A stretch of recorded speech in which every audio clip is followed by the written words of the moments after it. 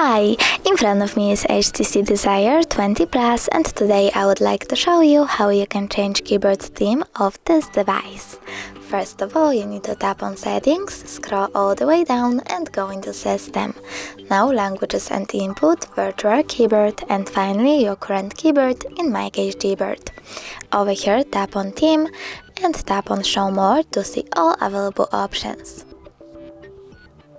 Then you can pick one of the colors, click on the switcher next to keyboarders to disable or enable them and tap Apply. You can do the same by clicking on one of the images. When you're done, go back, and as you can see, theme of my keyboard has changed.